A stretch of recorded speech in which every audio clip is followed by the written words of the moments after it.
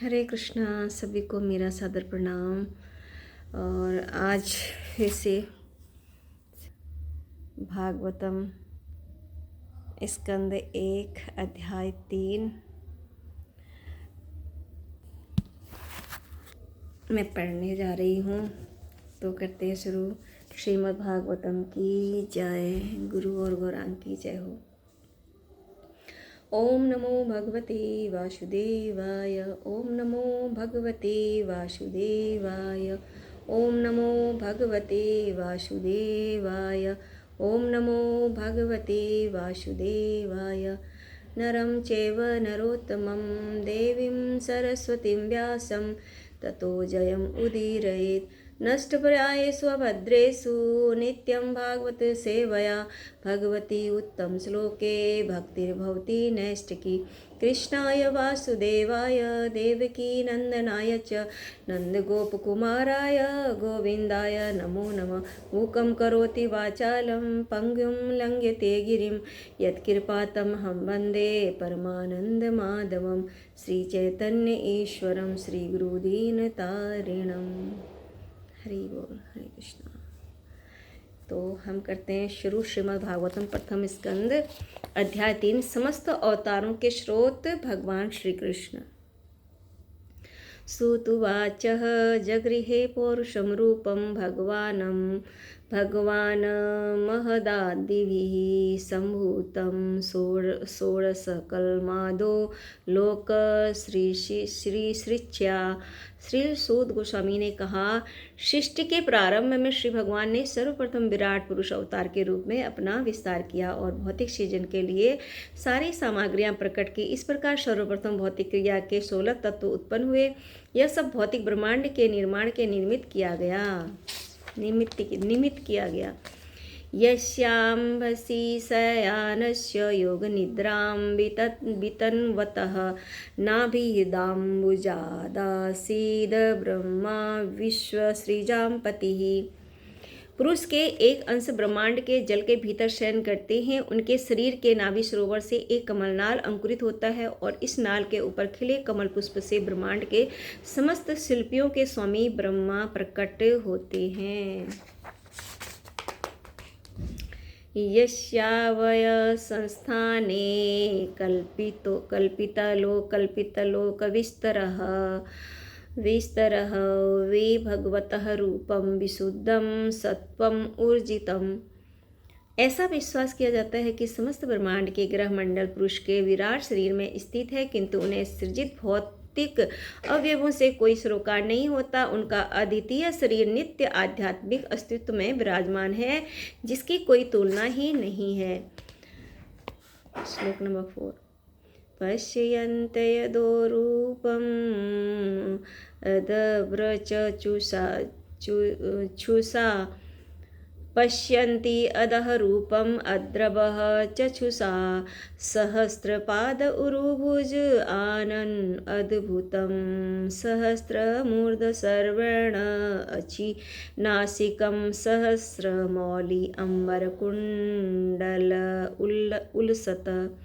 भक्तगण अपने विमल पूर्ण नेत्रों से उन पुरुष के दिव्य रूप का दर्शन करते हैं, जिनके हजारों पांव, जंघाएं, भुजाएं तथा मुख हैं और सबके सब अद्वितीय हैं। उस शरीर में हजारों सिर, आंखें, कान तथा नाक होते हैं। वे हजारों मुकुटों तथा चमकते कुंडलों से अलंकृत हैं और मालाओं से सुसज्जित होते हैं। एतन्नावताराणां निधानं बीजम् अव्ययं यस्यां सांसेन सृज्यन्ते देवर्तिर्यंगनारादयः। यह रूप पुरुष का द्वितीय प्राकट्य ब्रह्मांड के अंदर नाना अवतारों का स्रोत तथा अविनाशी बीज है। इसी रूप के कणों तथा अंशों से देवता, मनुष्य इत्यादि विभिन्न जीव उत्पन्न होते हैं। स एव प्रथमं देवः कौमारं सर्गम् आश्रितः चचार दुश्चरं ब्रह्मचर्यं खंडितम्। अब जो है ना, भगवान जी के जो अवतार शुरू हो गए। कौन कौन से अवतार हैं तो आप प्लीज़ इसको अच्छे से सुनिएगा। सृष्टि के प्रारंभ में सर्वप्रथम ब्रह्मा की 4 अविवाहित पुत्र कुमारगण थे जिन्होंने ब्रह्मचर्य व्रत का पालन करते हुए परम सत्य के साक्षात्कार हेतु कठोर तपस्या की। द्वितीयं तु भावायस्य रसातलगतां महिम् उदरिष्यनुपादत्त यज्ञे सह शोकरं वपुः। समस्त यज्ञों के परम भोक्ता ने शुक्र का अवतार द्वितीय अवतार स्वीकार किया और पृथ्वी के कल्याण हेतु उसे ब्रह्मांड के रसातल क्षेत्र से ऊपर उठाया। तृतीयं ऋषि सर्ग वेदे वर्षित्वम् उपेत्य सह तंत्रं सात्वतम् आश्चष्ट नैष्कर्म्य कर्मणां यतः। ऋषियों के सर्ग में श्री भगवान ने देवर्षि श्री नारद मुनि के रूप में जो देवताओं में महर्षि हैं तीसरा सत्यावेश अवतार ग्रहण किया। उन्होंने उन वेदों का भाष्य संकलित किया जिनमें भक्ति मिलती है और जो निष्काम कर्म की प्रेरणा प्रदान करते हैं। तुर्ये धर्म कला सर्गे नर नारायणा वृषि भूत्वात्म ओपसम ओपेतम करोत दुश्चरम तपः। चौथे अवतार में श्री भगवान राजा धर्म की पत्नी के जुड़वा पुत्र नर तथा नारायण बने। फिर उन्होंने इंद्रियों को बस में करने हेतु कठिन तथा अनुकरणीय तपस्या की। जुड़वा पुत्र नर नारायण। पंचमः कपिलो नाम सिद्धे सह काल विप्लुतं प्रोवाचा सूर्ये सांख्यं तत्वग्राम विनिर्णयम्। भगवान श्री कपिल नामक पांचवा अवतार सिद्धों में सर्वोपरि है। उन्होंने आसुरी ब्राह्मण को सृष्टिकारी तत्वों तथा सांख्य शास्त्र का भाष्य बताया क्योंकि काल कर्म से यह ज्ञान विनिष्ट हो चुका था, है ना। कह रहे सांख्य शास्त्र का भाष्य बताया क्योंकि काल कर्म से यह ज्ञान विनिष्ट हो चुका था। षष्ठं त्रैरपत्यत्वं वृतः प्राप्तो न सूयया आन्वीक्षि किमल कार्य प्रह्लादादिभ्य उचिवान। पुरुष के छठे अवतार अत्रि मुनि के पुत्र थे। वे अनुसुईया की प्रार्थना पर उनके गर्भ से उत्पन्न हुए थे। उन्होंने अलर्क प्रह्लाद तथा अन्य व्यक्तियों यदु हेय आदि को अध्यात्म के विषय में उपदेश दिया था। अत्रि मुनि और अनुसुईया के पुत्र कौन थे? दत्तात्रेय के पुत्र थे छठे अवतार में। छठा जो अवतार था अत्रि मुनि के पुत्र थे। ततः सप्तमम् आकुत्यां रुचिर्यज्ञोऽभ्यजायत स यामाघे सुरगणैर्गणैर्पातस्वायंभुवान्तरम्। सातवें अवतार प्रजापति रुचि तथा उनकी पत्नी आकुति के पुत्र यज्ञ थे। उन्होंने श्याम्भुक मनु के बदलने पर शासन संभाला था और अपने पुत्र याम जैसे देवताओं की सहायता प्राप्त की। अष्टमे मेरुदेव्यां तु नाभेर्जात उरुक्रमः दर्शनं वर्तमं धीराणां सर्वाश्रमणम् असंसकृतम्। आठवां अवतार राजा ऋषभ के रूप में हुआ। वे राजा नाभि तथा उनकी पत्नी मेरु देवी के पुत्र थे। इस अवतार में श्री भगवान ने सिद्धि का मार्ग दिखलाया जिसका अनुगमन उन लोगों द्वारा किया जाता है जिन्होंने अपनी इंद्रियों को पूर्ण रूप से संयमित कर लिया है और जो सभी आश्रमों के लोगों द्वारा वंदनीय हैं। ऋषिभिर्याचितो भेजे नवं पार्थिवं वपुः दुग्धेम आमोषधीर्विप्रास्तेनायं स उत्तममः। हे ब्राह्मणों, मुनियों द्वारा प्रार्थना किए जाने पर श्री भगवान ने 9वें अवतार में राजा पृथु का शरीर स्वीकार किया जिन्होंने विविध उपजे प्राप्त करने हेतु पृथ्वी को जोता। फलस्वरूप पृथ्वी अत्यंत सुंदर तथा आकर्षक बन गई। रूपम स जगृहे मात्स्यम चाक्षुषोदधि संपल्वे नाव्यारोप्य महिमय्याम पादैवस्वतम मनु। जब चाक्षुष मनु के युग के बाद पूर्ण जल प्रलय हुआ और संपूर्ण जगत जल में डूब गया था, तब श्री भगवान मछली मत्स्य के रूप में प्रकट हुए और वैवस्वत मनु को नाव में बैठाकर उनकी रक्षा की। मत्स्य रूप में हुए थे, है ना भगवान जी।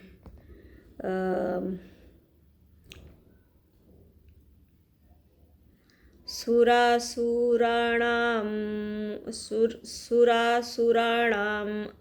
उदधिः मथनतां मन्दराचलं दध्रेकं मठरूपेण पृष्ठ एकादशे विभु। एकादशे मतलब श्री भगवान का 11वां अवतार। 10वां अवतारों का उसका था मछली का, और उनका था श्री भगवान का 11वां अवतार था कच्छप के रूप में हुआ, जिनकी पीठ ब्रह्मांड के आस्तिकों तथा नास्तिकों के द्वारा मथानी के रूप में प्रयुक्त किए जा रहे मंदराचल पर्वत के लिए आधार बनी, है ना। कच्छप जो उनका अवतार था वो मथानी के रूप में प्रयुक्त किए जा रहे मंदराचल पर्वत के लिए आधार बनी।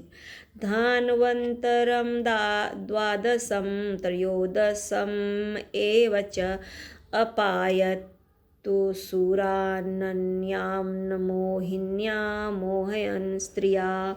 12वें अवतार में श्री भगवान धन्वंतरी के रूप में प्रकट हुए और 13वें अवतार में उन्होंने स्त्री के मनोहर सौंदर्य द्वारा नास्तिकों का मोहित किया और देवताओं को पीने हेतु अमृत प्रदान किया मोहिनी रूप में। चतुर्दशं नारसिंहं बिभ्रदैत्येन्द्रम् ऊर्जितं ददार करजेरुरावेरकां कटकृधथा। 14वें अवतार में श्री भगवान नृसिंह के रूप में प्रकट हुए और अपने नाखूनों से नास्तिक हिरण्यकशिपु के बलिष्ठ शरीर को उसी प्रकार चीर डाला जिस प्रकार बड़ी लट्ठे को चीर देता है। नरसिंह भगवान जी का अवतार है ना। पंचदशं वामनकं कृत्वा गादध्वरं बलेः पदत्रयं याचमानः प्रत्यादित्यो सुस्त्रीपृष्ठपम्। 15वें अवतार में श्री भगवान ने बौने ब्राह्मण श्री वामन का रूप धारण किया और वे महाराज बलि द्वारा आयोजित यज्ञ में पधारे। यद्यपि वे हृदय से तीनों लोकों का राज्य प्राप्त करना चाह रहे थे, किंतु उन्होंने मात्र 3 पग भूमि दान में मांगी। ब्राह्मण अवतार में अवतारे षोडशमे पश्यन् ब्रह्मा दुहोन्नीपान् नृपान् त्रिसप्त कृत्वा कुपितो निश्छत्रां करोन्महीम्। 16वें अवतार में श्री भगवान ने भृगुपति के रूप में क्षत्रियों का 21 बार संहार किया, क्योंकि वे ब्राह्मणों बुद्धिमान वर्ग के विरुद्ध किए गए विद्रोह के कारण उनसे क्रुद्ध थे। ततः सप्तदशे जातः सत्यवत्यां पराशरात् चक्रे वेदतरो शाखा दृष्टा पुंसोल्पमेधसः। तत्पश्चात 17वें अवतार में श्री भगवान पराशर मुनि के माध्यम से सत्यवती के गर्भ में शील व्यासदेव के रूप में प्रकट हुए। उन्होंने यह देखकर कि सामान्य जन अल्पज्ञ एकमेव वेद को अनेक शाखाओं प्रशाखाओं में विभक्त कर दिया। नरदेवत्वम् आपन्नः सूरकार्य चिकीर्षया समुद्र निग्रहादीनि चक्रे वीर्याण्यतः परम। 18वें अवतार में श्री भगवान राजा राम के रूप में प्रकट हुए। जय श्री राम। उन्होंने देवताओं के लिए मन भावन कार्य करने के उद्देश्य से हिंद महासागर को बस में करते हुए समुद्र पार के निवासी नास्तिक राजा रावण का वध करके अपनी अति मानवीय शक्ति का प्रदर्शन किया। 19विंशति में विष्णुषु प्राप्य जन्मनि रामकृष्णाविति भुवो भगवान हरदभरम्। 19वें तथा 20वें अवतारों में श्री भगवान वृषवंश में यदुकुल में भगवान श्री बलराम तथा भगवान श्री कृष्ण के रूप में अवतरित हुए और इस प्रकार उन्होंने संसार के भार को दूर किया। जय श्री कृष्ण भगवान जी की जय। हरे कृष्ण कृष्ण कृष्ण हरे हरे, हरे राम राम राम हरे हरे, हरि हरि। ततः कलो संप्रवृत्ते सम्मोहाय सुरदवीसां बुद्धो नाम्ना जन्नसुतः कीकटेषु भविष्यति। तब श्री भगवान कलयुग के प्रारंभ में गया प्रांत में अंजना के पुत्र बुद्ध के रूप में उन मनुष्यों को मोहित करने हेतु प्रकट होंगे जो श्रद्धालु आस्तिकों से ईर्ष्या करते हैं। बुद्ध रूप में प्रकट हुए। कौन से अवतार में हुए? ये तो 22वें अवतार में हुए शायद, है ना? 22वें अवतार।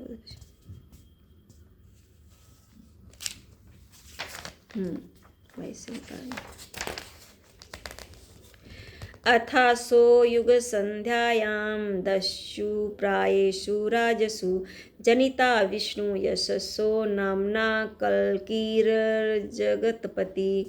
तत्पश्चात सृष्टि के सर्वे सर्वा श्री भगवान 2 युगों के संधि काल में कल के अवतार के रूप में जन्म लेंगे और विष्णु यशा के पुत्र होंगे। उस समय पृथ्वी के शासक लुटेरे बन चुके होंगे, डेंजरस लुटेरे बन चुके होंगे उस वक्त जब कल्कि का अवतार होगा।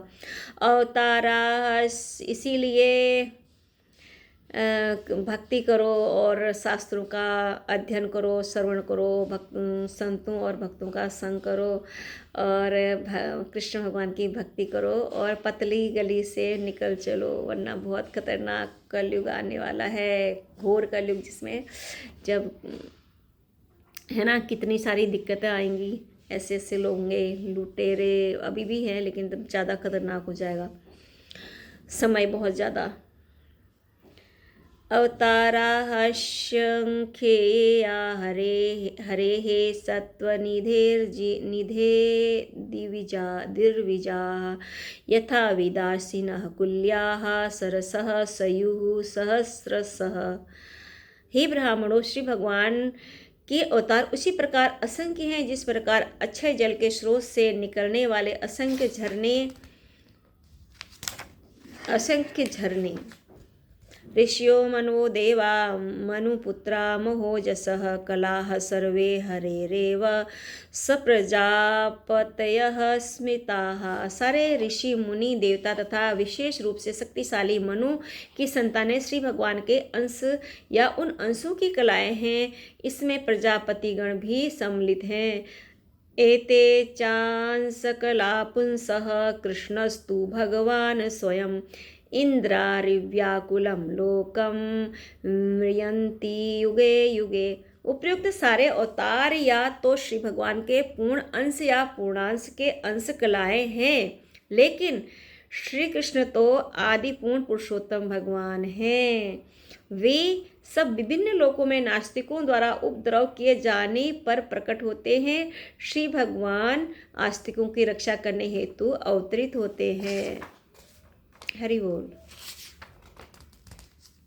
जन्म गुह्य भगवतो ये एतत् प्रयतो नरः सायं प्रातर्गृणन् भक्तया दुःखग्रामादिदविमुच्यते।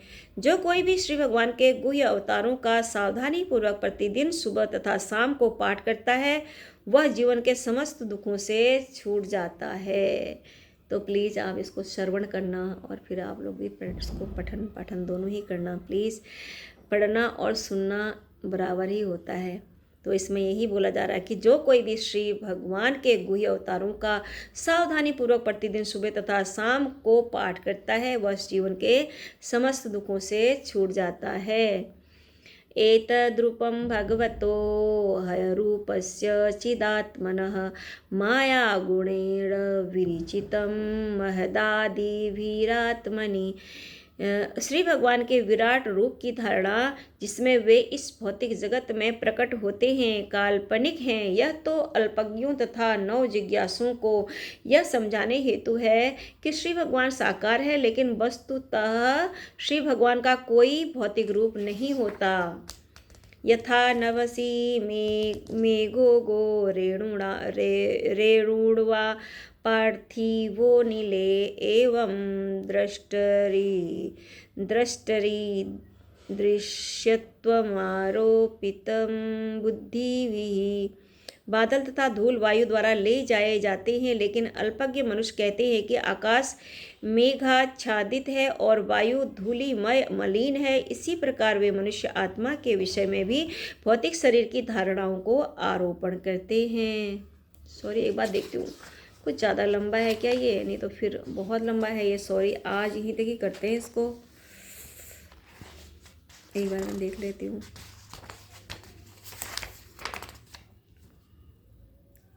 चलो इसको पूरा कर ही लेते हैं।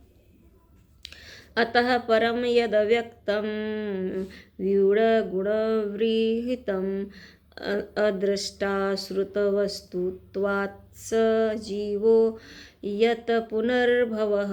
रूप की इस स्थूल अवधारणा से परे रूप की एक अन्य सूक्ष्म धारणा है जिसका कोई औपचारिक आकार नहीं होता और जो अनदेखा, अनसुना तथा अव्यक्त होता है। जीव का रूप इस सूक्ष्मता से परे है, अन्यथा वह बारंबार जन्म नहीं ले सकता था। यत्र मे सद्रूपे प्रतिसिद्धे स्वसंविदा अविद्यात्मनि कृते इति तद ब्रह्मदर्शनम। जब कभी मनुष्य आत्म साक्षात्कार द्वारा यह अनुभव करता है कि स्थूल तथा सूक्ष्म दोनों शरीरों का शुद्ध आत्मा से कोई सरोकार नहीं, उस समय वह अपना तथा साथ ही साथ श्री भगवान का दर्शन करता है।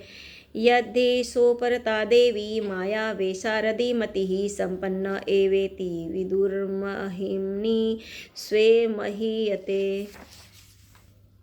यदि माया का समन हो जाता है और यदि भगवत कृपा से जीव ज्ञान से संपन्न हो जाता है तो उसे तुरंत आत्म साक्षात्कार का प्रकाश प्राप्त होता है और वह अपनी महिमा में प्रतिष्ठित हो जाता है।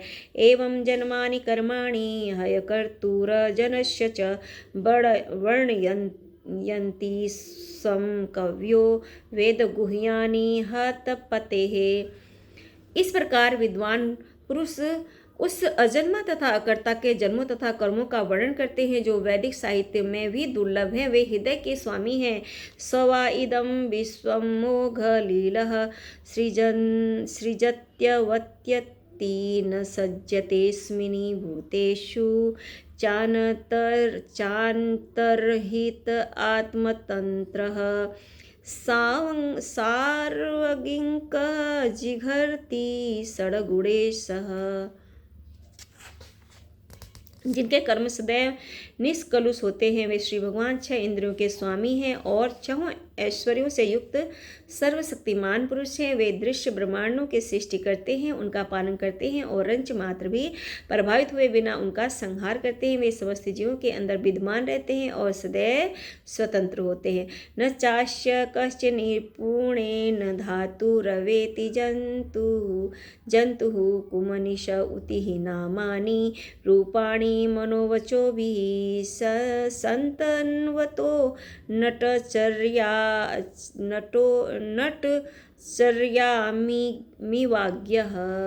अल्पज्ञ मनुष्य अपने अल्प ज्ञान के कारण श्री भगवान के रूपों, नामों तथा कर्मों के दिव्य प्रकृति को नहीं जान सकते, क्योंकि वे तो किसी नाटक में एक पात्र की तरह कार्य कर रहे होते हैं। नहीं ऐसे मनुष्य अपने तर्क या अपनी वाणी द्वारा ऐसी बातों को व्यक्त कर सकते हैं। सवेद धातु पदवी परस्य दुरंतरवीरस्य रथांगपाणे यो माया संततयानुवृत्त्या भजेत तत्पाद सरोजगधम।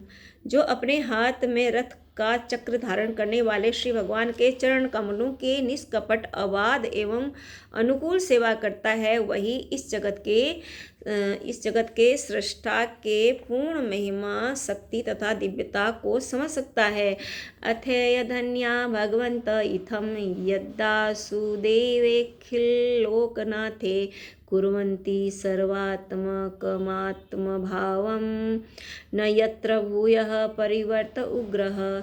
इस संसार में केवल ऐसी जिज्ञासाओं द्वारा ही मनुष्य सफल तथा पूर्णतः ज्ञानवान हो सकता है, क्योंकि ऐसी जिज्ञासाओं से अखिल ब्रह्मांड के स्वामी श्री भगवान के प्रति दिव्य आह्लादकारी प्रेम उत्पन्न होता है और जन्म मृत्यु की भयंकर पुनरावृत्ति से 100% प्रतिरक्षा की सुनिश्चितता प्राप्त होती है। इदं भागवतं नाम पुराणं ब्रह्मसंहितम् उत्तम श्लोक चरितं चकार भगवान ऋषिः निःश्रेयसाय लोकस्य धन्यं स्वस्त्ययनं महत्। श्रीमद्भागवतम नामक यह ग्रंथ श्री भगवान का साहित्यावतार है। ये जो श्रीमद् भागवतम है ना, ये जो ग्रंथ है ये श्री भगवान का साहित्यावतार है। ये अवतार जिसे श्री भगवान के अवतारशील व्यासदेव ने संकलित किया, यह सभी मनुष्यों के परम कल्याण के निमित्त है और यह सभी प्रकार से सफल, आनंदमय तथा परिपूर्ण है। ये जो भागवतम है ये भी भगवान का ही अवतार है, ये स्वयं भगवान कृष्ण हैं। तो प्लीज़ आप लोग ज़रूर इसको श्रवण करें और पठन पाठन दोनों ही मतलब करें, सुने भी और पढ़ें भी। हरि बोल। तदिदं ग्राह्यामास सूतम् आत्मवतांबरं सर्ववेदेतिहासानां सारं समुद्धृतम्। श्रील व्यासदेव ने समस्त वैदिक शास्त्रों तथा ब्रह्मांड के इतिहासों का सार निकालकर इसे अपने पुत्र को प्रदान किया, जो स्वरूप सिद्धों में अत्यंत सम्माननीय है। स तु संश्रावयामास महाराजं परीक्षितं प्रायोपविष्टं गंगायां परितं परम ऋषिभिः। श्री व्यासदेव के पुत्र श्री सुखदेव गोस्वामी ने अपनी पारी में महाराज परीक्षित को श्रीमद् भागवतम सुनाया, जो तब निर्जल तथा निराहार रहकर गंगा नदी के तट पर ऋषियों के संग में मृत्यु की प्रतीक्षा कर रहे थे। वो कुछ 7 दिन का ही समय था, साफ श्राप मिला था उनको। 7 दिन में उन्होंने पूरी भागवतम मतलब भागवत शास्त्र का श्रवण किया था सुखदेव जी से परीक्षित महाराज ने। कृष्णे स्वधामोपगते धर्मज्ञानादिभिः सह कलो नष्ट दशामी स पुराणार्को धुनोदितः। यह श्रीमद्भागवत पुराण सूर्य के समान तेजस्वी है और धर्म ज्ञान आदि के साथ भगवान श्री कृष्ण के अपने धाम चले जाने के तुरंत बाद इसका उदय हुआ। जिन मनुष्यों ने कलयुग में अज्ञान के गहन अंधकार के कारण अपनी दृष्टि खो दी है, उन्हें इस पुराण से प्रकाश प्राप्त होगा। तत्र कृतयतो विप्रेशेर्भूरि तेजसः अहं चाध्यगमं तत्र निविष्टस्तदनुग्रहात् सोऽहं श्रावयिष्यामि यथाधीतं यथामति। हे विद्वान ब्राह्मणों, जब श्री सुखदेव गोस्वामी ने वहाँ पर महाराज परीक्षित की उपस्थिति में श्रीमद् भागवतम सुनाया तो मैंने अत्यंत ध्यान पूर्वक सुना और इस प्रकार उनकी कृपा से मैंने उन महान शक्ति संपन्न ऋषि से श्रीमद् भागवतम सीखा। अब मैं आप लोगों को वही सब सुनाने का प्रयत्न करूँगा। तो मैंने उनसे सीखा तथा जैसे मैंने आत्मसात किया। हरे कृष्णा हरि बोल।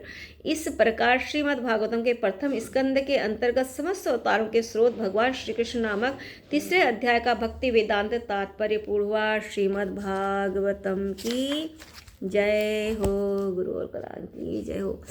सभी श्रोताओं की जय हो। हरे कृष्णा। सभी को सादर प्रणाम।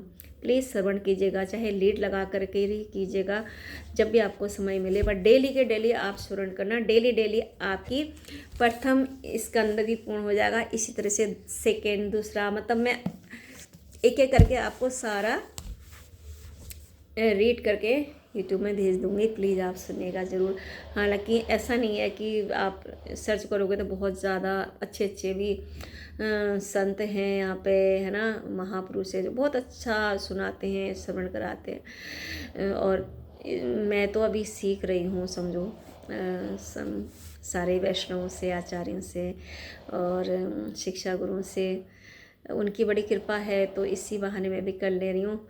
प्लीज़ आप लोग भी कर सकते हैं, जो भी मुझे जानते हैं, तो मुझे बहुत अच्छा लगेगा।